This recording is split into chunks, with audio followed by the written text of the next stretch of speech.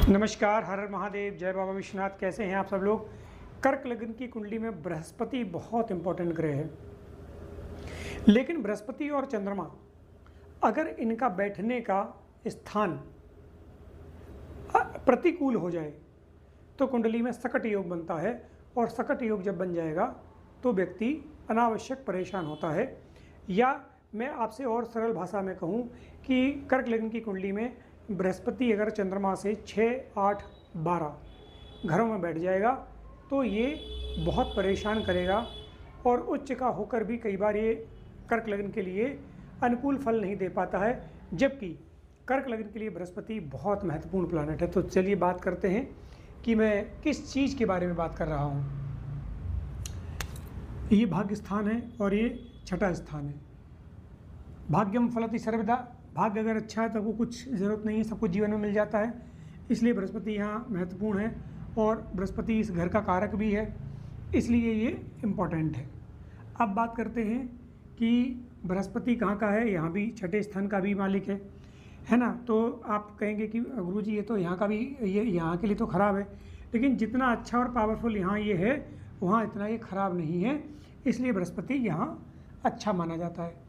अब दूसरी बात करते हैं कि बृहस्पति से अगर चंद्रमा 6, 8, 12, 1, 2, 3, 4, 5, 6, अब मान लो अगर बृहस्पति यहाँ आ जाएगा तो ये 6 यहाँ आ जाएगा। मतलब बृहस्पति से गिनने पर अगर चंद्रमा 6, 8, 12 में बैठा है तो कुंडली में सकट योग बनता है। सकट योग होने से व्यक्ति बहुत परेशान रहता है, धन का अभाव रहता है, और कभी भी उसके पास उसके अकाउंट में पैसा भरा नहीं रहता। काम कोई नहीं रुकेगा, 1 करोड़ का भी काम होगा तो उसका काम हो जाएगा, लेकिन काम होने से पहले और काम होने के बाद भी उसका अकाउंट खाली ही रहेगा, और वो पैसा के अभाव में हमेशा तरसता रहेगा, और मानसिक रूप से हमेशा प्रताड़ित रहेगा, हमेशा उलझा हुआ रहेगा। अब इसका उपाय क्या है, क्योंकि बहुत महत्वपूर्ण प्लैनेट है, इसलिए उपाय करना बहुत ज़रूरी है बृहस्पति के लिए। और आज संयोग से जब हम वीडियो बना रहे हैं और वीडियो अपलोड कर रहे हैं तो आज गुरुवार भी है। तो सबसे पहले क्या करना है कि सोमवार से इस उपाय को शुरू करना है। 41 दिन तक गाय को मीठी रोटी खिलाएं। सबसे पहला उपाय, सबसे प्रथम उपाय है ये।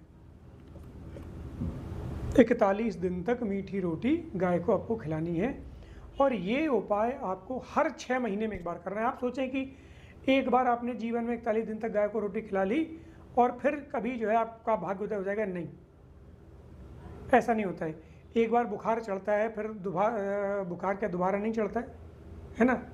तो लोग यही गलती कर जाते हैं कि वो किसी भी उपाय को एक बार करके छोड़ देते हैं, उन्हें लगता है कि अब तो हमारी नैया पार लग गई। गलत है। दूसरा उपाय क्या है कि शमशान भूमि, अस्पताल या जो बस स्टॉप होते हैं वहाँ पे अपनी तरफ से जल की व्यवस्था करें, यानी कि अज्ञात व्यक्तियों के लिए जल की व्यवस्था करें, तो आपका चंद्रमा का जो और गुरु के बीच में जो संबंध है वो अनुकूल रहेगा।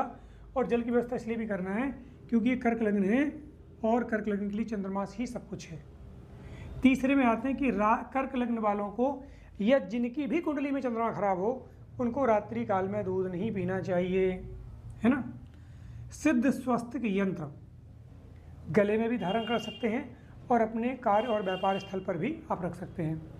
विष्णु सहस्त्रनाम सबसे इम्पॉर्टेंट उपाय। मैं कभी विष्णु सहस्त्रनाम के ऊपर डिटेल में वीडियो बनाऊंगा। इस कुंडली वालों के लिए तो विष्णु सहस्त्रनाम ऐसे समझ लो कि हर लड़ाई में आपको विजय दिलाएंगे ये, और भाग्य को स्पीड पकड़ाएंगे। और विष्णु सहस्त्रनाम का बड़ा गूढ़ रहस्य है, कर्क लग्न वालों को प्रतिदिन ये करना चाहिए। मैं विष्णु सहस्त्रनाम के ऊपर एक अलग से ही वीडियो बनाऊंगा और उसकी महत्ता को बताऊंगा कि कितना महत्वपूर्ण है। मेरे जीवन में विष्णु सहस्त्रनाम का बहुत योगदान रहा है, इसलिए मैं आपसे ये चर्चा कर रहा हूँ। कई वर्षों तक नियमित जब मैंने किया तो मैंने उसके ऐसे फल पाए जिसका मैं आपसे वर्णन भी नहीं कर सकता हूँ। तो अगले वीडियो में कर्क लग्न के बारे में और भी चर्चा करेंगे। तब तक के लिए नमस्कार, जय श्री राम, हर हर महादेव। स्वस्थ रहिए, मस्त रहिए, व्यस्त रहिए।